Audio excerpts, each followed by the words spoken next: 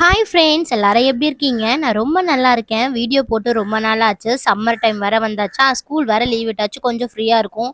சரி, hair pack எதாவது try பண்ணலான்னு யூடியூப்பில் பார்த்துட்டு இருக்கும்போது தான் ஜெகதீஷ் மீனா அப்படின்னு ஒரு சேனல் இருக்குல்ல, அந்த சேனலில் ஹேர் பேக் சேலஞ்ச் எடுத்துகிட்டு இருக்காங்க 30 டேஸு.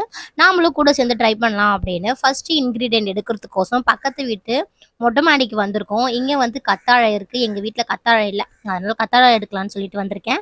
அவங்ககிட்ட இருந்து ஒரு 2 கத்தாழை தான் இந்த மாதிரி நல்லா பெருசாக பார்த்து எடுத்துகிட்டு வந்தேன். அதில் இருக்க ஜெல் எடுத்தா இப்போ நம்ம வந்து யூஸ் பண்ண போகிறோம்.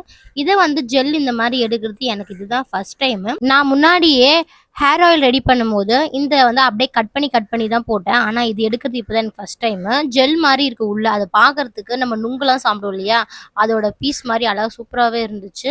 இதை வச்சு தான் ஹேர் பேக் வந்து போட போகிறோம். வாங்க எப்படி பண்ணுறோம் அப்படின்னு சொல்லிட்டு பார்க்கலாம். ஃபர்ஸ்ட் இதை நான் வந்து ஜெல்லை மட்டும் செப்பரேட்டாக எடுத்து வச்சுட்டு பச்சை பயிரை ஒரு 3 மணி நேரத்துக்கு முன்னாடியே ஊற வச்சுக்கணும். ஊற வச்சு தான் நம்ம வந்து அதை வந்து அரைக்க போகிறோம்.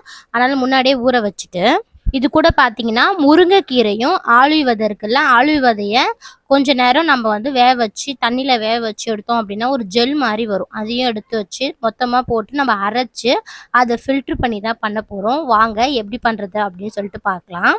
நான் வந்து கொஞ்சமாக தான் எடுத்திருக்கேன் பச்சை பயிறு. என்னோடய ஹேர் வந்து கொஞ்சம் கம்மி தான், அதனால நான் கொஞ்சமாக தான் எடுத்திருக்கேன். கூடவே பார்த்தீங்கன்னா முருங்கைக்கீரை ஒரு கைப்பிடி அளவு எடுத்து வச்சுருக்கேன். இதை வந்து முன்னாடியே தண்ணியில் போட்டு நல்லாவே வாஷ் பண்ணிவிட்டு அதுக்கப்புறமேட்டு மொத்தம் இருக்கிற 4 இன்க்ரீடியும் உள்ளே போட்டு நல்லா நம்ம வந்து அரைச்சி எடுத்துக்கணும். நான் வந்து கத்தாழை பீஸ் இருக்குல்ல, அதை மட்டும் அந்த ஜெல்லை மட்டும் போடுறேன். இது பார்த்தீங்கன்னா ஆலிவ் விதை நல்லா கொதிக்குதுல்ல, இதை எடுத்து ஜெல் மாதிரி வரும்ல, அதை மட்டும் எடுத்து நம்ம அந்த லிக்விடை மட்டும் எடுத்து அதில் போட்டு நல்லா மிக்ஸ் பண்ணி அரைச்சி எடுத்தோம் அப்படின்னா இந்த மாதிரி வரும். இதை வந்து ஒரு ஃபில்ட்ரு வச்சு வடிகட்டலாம், இல்லைனா நீங்கள் நார்மலாக ஒரு கிளாத் வச்சுருந்தீங்கன்னா அதை வச்சும் வடிகட்டி எடுத்துக்கலாம். நான் வந்து என்னுடைய ஷால் இருந்துச்சு, கொஞ்சம் பழைய ஷால், அதை வச்சு தான் வந்து எடுக்க போகிறேன். இது பார்த்தீங்கன்னா கொஞ்சம் காட்டன் துணியாக இருந்தால் பெஸ்ட்டாக இருக்கும். அப்போ தான் வந்து நல்லா சீக்கிரமாக வந்து வந்துடும். மற்றபடி நல்லா திக்கான துணி போட்டோம் வச்சுக்கோங்களேன், அது வரவே வராது. ஏன்னா நான் ஆல்ரெடி ஒரு வாட்டி இந்த மாதிரி தான் பண்ணி நல்லா திக் துணியில் போட்டு வரவே இல்லை. அப்புறம் அந்த பேஸ்ட்டை தான் எடுத்து அப்படியே போட்டிருந்தேன். அதனால் அது மாதிரி ஷால் நம்ம வீட்டில் இருக்கோம்ல, வேஸ்ட் ஷால், அந்த எடுத்து யூஸ் பண்ணிக்கோங்க. அதில் போட்டால் நம்மளுக்கு வந்து ஈஸியாக பிழிஞ்சு நம்ம வந்து எடுத்துக்கலாம். அதுக்குள்ளே இருக்கிற சார் மட்டும் எடுத்து யூஸ் பண்ணிக்கலாம். மொத்தமாக எடுத்து போட்டோம் அப்படின்னா அதில் இருக்க திப்பியெல்லாம் தலையில் போட்டு ஒரு மாதிரி அங்கங்கே அழுக்காக இருக்கிற மாதிரியே இருக்கும் ஒரு மாதிரி. அதனால அந்த மாதிரி போடாதீங்க.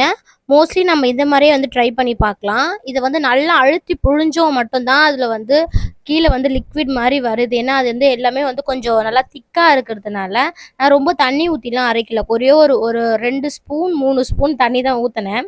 ஏன்னா அது வெறும் தண்ணி மட்டும்தானே தலைக்கு போகும் அப்படின்னு சொல்லிட்டு, அதனால் அது மட்டும் தான் நான் ஊற்றினேன்.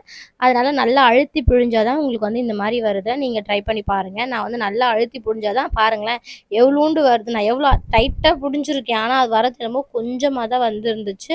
அந்த ஷாலே லாஸ்ட்டு நான் கிழிச்சிட்டேன் ஒரு பக்கம். அந்த அளவுக்கு நான் வந்து பண்ணியிருந்தேன். பார்த்தீங்களா எவ்வளோ ஷார் வந்து ஒரு மாதிரி க்ரீன் கலரில் நம்ம புதினா சட்னி இருக்குமே அந்த மாதிரி இருந்துச்சு பார்க்கவே. நம்ம இதை தான் வந்து நம்ம தலையில் வந்து அப்ளை பண்ண போகிறோம்.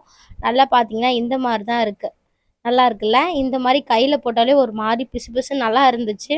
அதை நான் வந்து தலையில் வந்து அப்ளை பண்ணியிருக்கேன். இப்போ வந்து ஒரு 20 மினிட்ஸ் கழித்து நான் போய் ஹேர் வாஷ் பண்ணிட்டு வரணும். இது எனக்கு ஃபஸ்ட்டு ஹேர் பேக்கு. இதுக்கப்புறம் 30 டேஸ்க்கு என்னென்ன எப்படி இருக்குது, என்னென்ன ஹேர் பேக் போடுறோம் அப்படின்னு சொல்லிட்டு மறக்காமல் பாருங்கள். நான் சொல்கிறது உங்களுக்கு சரியாக புரியலன்னா Jagadish Meena hair oil channel இருக்குல்ல, அதை மறக்காமல் இப்போ 30 டேஸ் ஹேர் பேக் சேலஞ்ச் போயிட்டுருக்கு. அவங்ககிட்ட பார்த்து தான் நானே போட்டுட்ருக்கேன். நீங்களும் அது கூட சேர்ந்து ட்ரை பண்ணி பாருங்கள். ரிசல்ட் எப்படி இருக்குது அப்படின்னு சொல்லிட்டு பார்க்கலாம். ஓகே ஃப்ரெண்ட்ஸ், இந்த வீடியோ பிடிச்சி நான் மறக்காமல் ஒரு லைக் பண்ணிடுங்க. கூடவே ஒரு சப்ஸ்கிரைப் பண்ணி சப்போர்ட் பண்ணுங்கள். பாய்.